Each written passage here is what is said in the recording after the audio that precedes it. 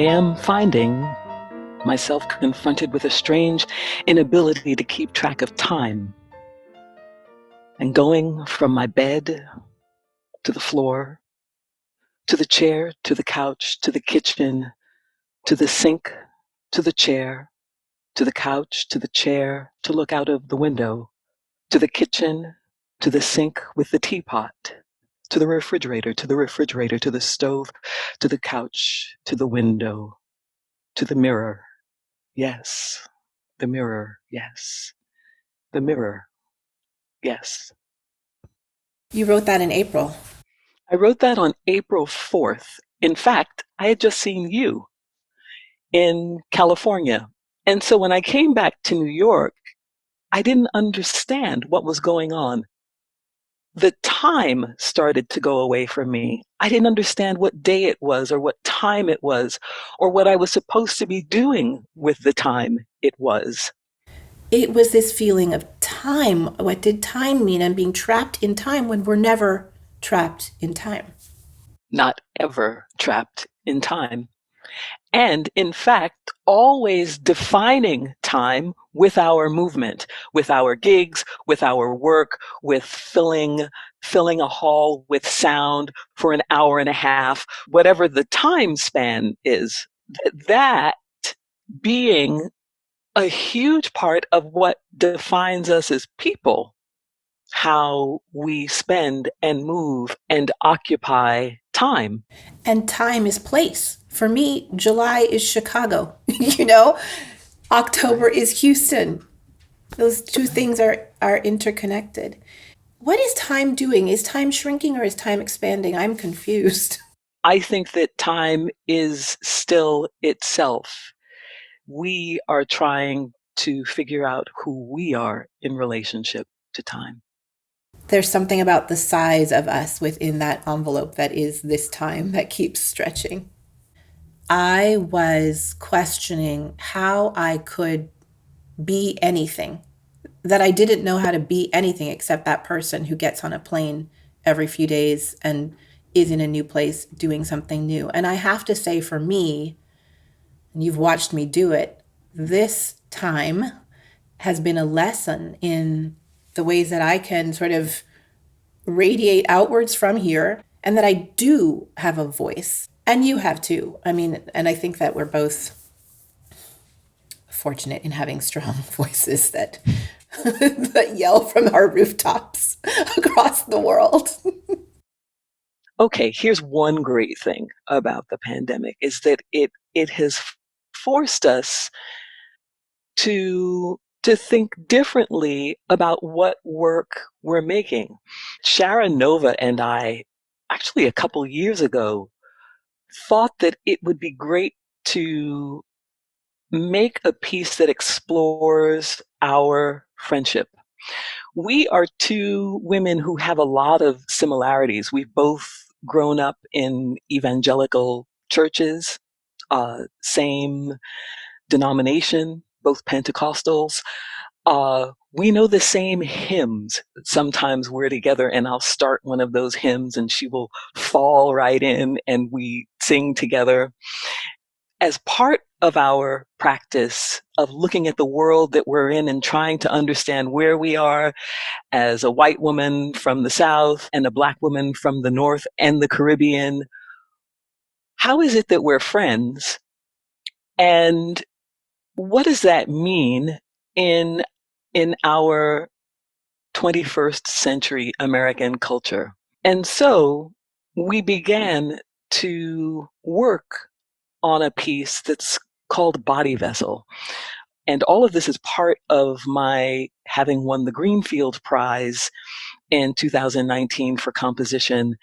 And the original idea was for it to be a theater piece, a thing that people come to and sit down and watch, and that we perform for them. And we are now in a very different time. And so we got to the Hermitage in September, and I was confronted by the keys, by this body of water. And I said, oh, I have business in this water. And we ended up making a film And again, it goes back even to our evangelical roots.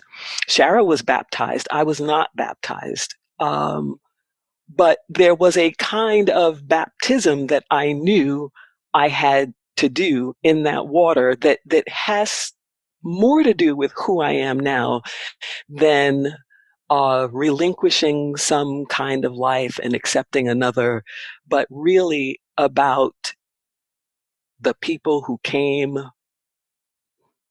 in those boats on the water, about water as an agent of cleansing, about water as an agent of life.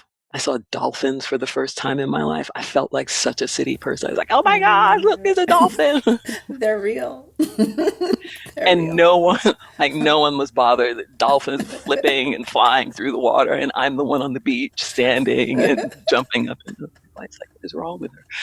And I don't think we would have gotten there had there not been this situation of the pandemic, because I wouldn't have been thinking about that. I would have been thinking squarely and solely about blocking and how do I get from here to here and what story am I telling. And okay, there's the one thing that for the work, it has opened up this whole other possibility and way of being a storyteller for which I am eternally grateful. You see, plot twist. Yeah, You know, the other thing I was thinking about with you, I've seen you in action, and you are at the same time often an artist and a producer. And it is a scary thing to be in a theater with you because you have 20 eyes all around your head and you know what's happening at every spot and with every person. But it's like that theater space is something you know so well. it's home. It's It's home. it's the place where I can be all of the things that I am. Yeah. Yeah.